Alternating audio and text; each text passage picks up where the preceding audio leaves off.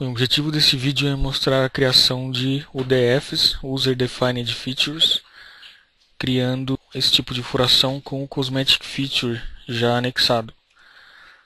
Existem clientes que conseguem utilizar, por exemplo, nessa situação, a furação padrão já existente aqui, ISO, NEC ou NF.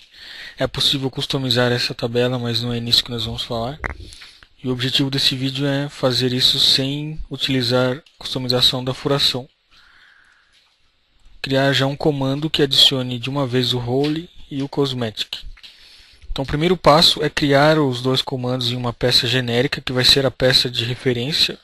No caso eu criei a peça exemplo UDF-PLM, criei uma extrusão só para servir de base para a furação e criei o cosmetic já nas medidas que eu quero. Eu adiciono isso como uma UDF, aqui na biblioteca de UDFs, UDF Library. Eu vou criar uma UDF, furo. Aqui eu escolho se ela vai ser subordinada ou standalone. Standalone ela não vai depender mais desse arquivo exemplo UDF. Se eu deixar subordinada, ela vai ficar dependente desse arquivo e sempre que eu mudar esse arquivo, as dimensões, essas dimensões vão ser propagadas para as peças que utilizarem esse UDF. Primeiro eu escolho as features que vão fazer parte da UDF. No caso essas duas eu escolho com o Ctrl. E aí ele já começa a me perguntar as referências que eu utilizei. No caso aqui está iluminando em rosa a superfície do topo, que é a superfície que eu dei para posicionar o furo. Eu vou dar o nome dessa referência de plano superior. Esse aqui vai ser plano horizontal. E essa plano vertical. Done. E aqui eu tenho mais opções. Eu posso, por exemplo, definir variáveis em dimensões variáveis, ou poderia até criar uma família de peças já para esse cara. Eu vou fazer as duas coisas. Eu vou colocar definições de variáveis aqui. No caso, o que vai ficar variável é essa dimensão de 25, que é a distância do plano, e essa outra de 25, a distância do outro plano. Selecionei com o Ctrl, dou OK, Done, Done. Ele me pergunta o nome dessa distância aqui na vertical.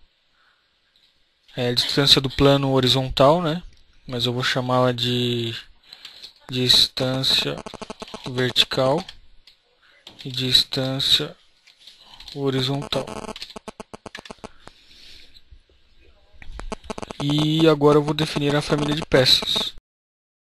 Por exemplo, as medidas que vão variar nessa peça são o diâmetro do furo, o diâmetro do cosmetic, que seria a rosca, a altura da rosca, desculpa, a altura do furo e a altura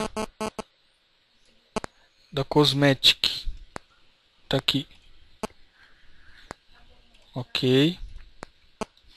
Tenho esses valores. E aqui eu poderia colocar nomes diferentes para cada uma delas. Por exemplo, aqui M alguma coisa, M20, que seja. Vou colocar os nomes padrão que eu quiser. E os valores que eu quiser também. Para cada situação, no caso. Eu vou deixar assim para a gente não perder tempo. E assim que eu dou OK, ele salva isso no diretório. Eu já tinha definido como diretório de trabalho esse diretório aqui, exemplo UDF. Então no meu disco D, exemplo UDF. Agora imagina que eu quero aplicar isso em outra peça. Agora eu vou aplicar nessa peça a UDF que eu criei anteriormente. Eu vou aqui em Insert, User Defined Feature. No mesmo diretório, eu escolho a que eu quero utilizar. E aqui já aparece a lista de família, de itens da família de peças. No caso eu quero adicionar M20. Aqui eu tenho uma escolha de deixar isso dependente do arquivo original da UDF ou não. Se eu ticar isso, eu não consigo editar as dimensões da UDF depois que eu aplicá-la. Então eu vou deixar sem isso por enquanto. na aplicação da UDF ele me pede as referências. Então a primeira referência que ele me pede aqui é o plano superior. No caso ele aparece aqui, o que eu escrevi lá, ele vai aparecer nesse campo. Aí eu tenho que vir aqui e clicar no segundo item de referência, que é o plano horizontal. E ele ilumina aqui o plano horizontal. Mesma coisa o plano vertical. E ele já me mostra aqui o UDF sendo colocado, os comandos sendo aplicados. A diferença que eu vou ter aqui agora é que eu tenho as variáveis, porque eu escolhi aquelas duas dimensões como variáveis. Ele parece a distância vertical e a distância horizontal. Então eu queria que essa peça fosse desse lado. Então eu vou digitar menos 25 aqui. Então aqui eu vou controlar o posicionamento com referência naqueles dois planos. Uma vez que estiver do jeito que eu quero, eu dou OK. E aí ele vem parar aqui na árvore dentro de um grupo. O nome do grupo vai ser o nome que eu dei ao UDF. Então é assim que eu crio e insiro uma UDF na peça. Além disso, é possível criar uma map key para inserir essa UDF de forma mais rápida. Se é um comando que eu utilizo muito, eu posso fazer da seguinte forma. Vou criar uma map key. Eu já tenho uma criada aqui, vou criar uma outra, colocar no D. Vou mandar gravar. E aí eu faço todo o processo de inserção. Mas aqui eu tenho que fazer do zero mesmo. User Defined Feature. O ideal aqui é eu já utilizar o caminho correto, completo, para garantir que eu nunca vou errar. Então eu vou lá, no caso meu, eu sei que é no disco C, no disco D. No seu caso, se esses arquivos de UDF estiverem na rede, você vai ter que clicar no seu raiz da rede e seguir todo o caminho. Então aqui no meu caso, disco C, computador, disco D, exemplo UDF. E vou pegar esse cara. Aqui eu já escolho o correto.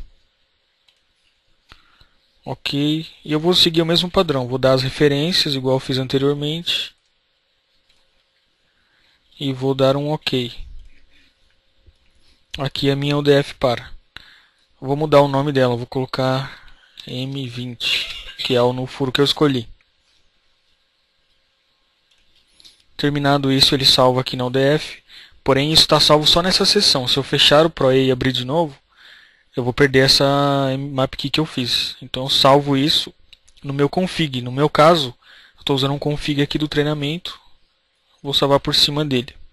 E aí, OK. Se eu deletar isso aqui agora e utilizar o meu tecla D de dado, ele já vai me aparecer nessa tela.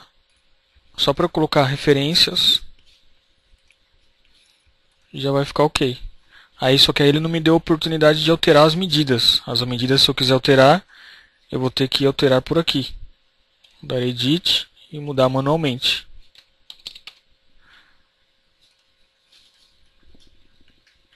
Então essa é uma maneira. Ou você aplica manualmente ao UDF, que é uma coisa fácil, ou você cria uma map key. Você poderia criar uma map key para cada diâmetro de furo.